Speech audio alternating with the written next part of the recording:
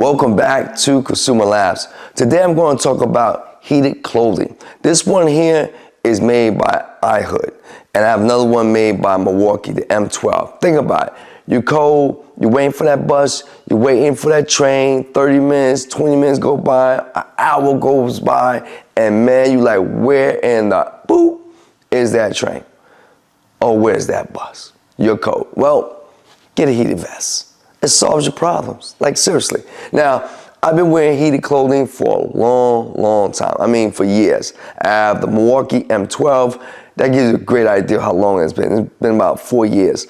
Now, this one here in particular that I'm wearing now, I had this one now for about 2 months, and I'm telling you now, it's great. It works really well. And I can say that there's been an improvement over the years on these vests, and they are very durable. There's no doubt about that. Now, this one here cost me about, I'm gonna be honest with you, I paid only $103 for this. And I did it because of what?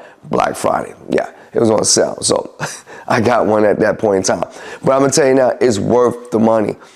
So what about battery life? Well, I'm gonna tell you, this battery lasts a very long time. It's made by iHood, the same manufacturer of this vest. Like I said before, you don't have to buy this vest. I'm not trying to sell you this particular vest. I'm just telling you the average battery life of these heated vests. It lasts decent. There's nothing wrong with a 6-hour battery life. Now you may say, well, I would like 24-hour battery life, 8-hour battery life.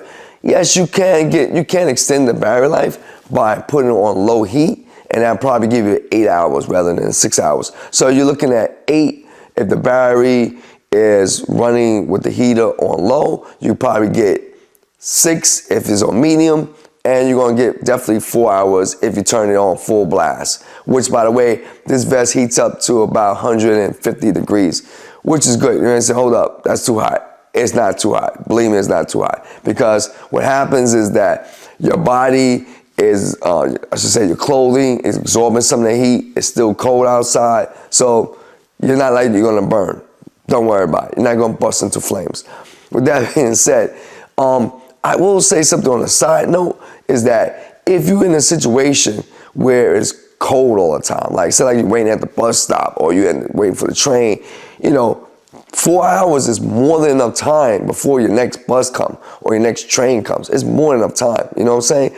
Another thing that you should think about too is that if you're in a bad situation where you're in a house or you're in an apartment and you just lost your heat, guess what? Throw this bad boy on. Throw it on. Put it on. Why not? Right?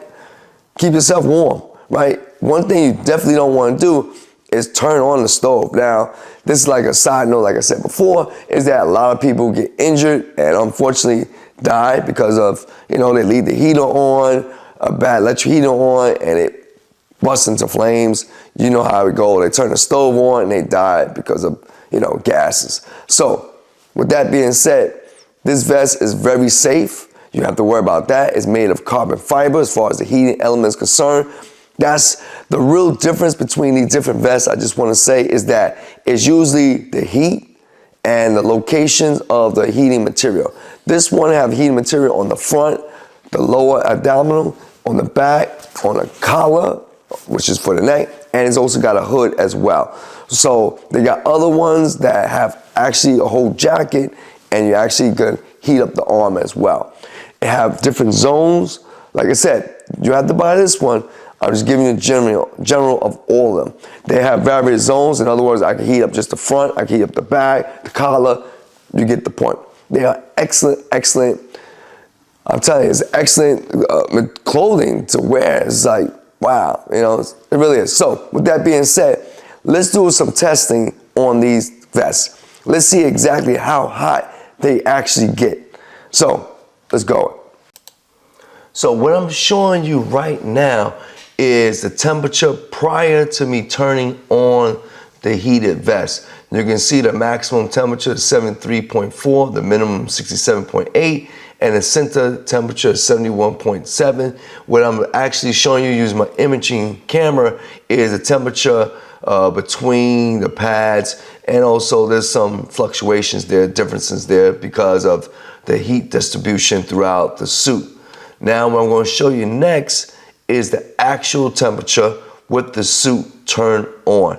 So I reached my maximum temperature after about, let's say about 2 minutes, 3 minutes, let's say 3 minutes. So now you can see the maximum temperature is 149 degrees, which is almost the max of the suit. It's supposed to be actually 150. So it's pretty accurate, right? Now you may say, what about the 67.6 and the center temperature?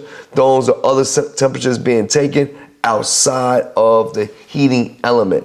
So you can see the actual heating element of the suit is 149 degrees Fahrenheit. This is pretty warm. So it's more than enough heat to keep you warm. So last thing I'm gonna say is that I hope it gave you a good idea on these suits, on how hot they get. You can see from those results, that vest gets pretty hot. I mean, it's nice and toasty and warm. I just want to put that out there. So this one I'm here, that I'm showing you right now, I should say, is the Milwaukee. It's the M12. I've had this for quite a long time. I'd say about 4 years. And it's durable. I put it in a wash machine. I washed it over and over again. No problem. It also has various heating elements. The only thing with this one, it doesn't have as many heating elements as the one I showed you.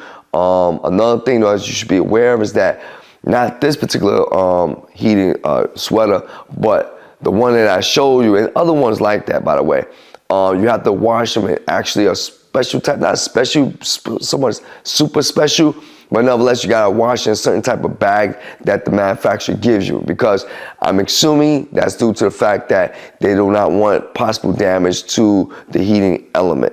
With that being said, I wanna say, guys, listen, it's cold. It's cold. What I was gonna tell you. Now, you can put on a big, heavy coat, heavy jacket. I agree. However, if you're not in motion, if you're not moving around, or if you ain't spending really good money on a big heavy coat, then you're probably gonna get cold, especially if you're waiting at a bus stop, a train stop, like I mentioned before, for a long time, or just throughout your traveling, or maybe you might be in your office and it might be cold in there. You know, I mean, think about it. There's so many situations that could occur where your normal jacket or coat or sweater might not be, doing the thing it needs to be, doing the thing needs to be done. So just keep that in mind. But once again, this is Consumer Labs. If you want a little bit more in depth on exactly the material that was used by these different various companies, or a little bit more information, leave a comment below and we'd be more than happy to go over that. There's one more thing I do want to say though about material. Keep in mind that you're going to go online, say like you go online and look at all these vests.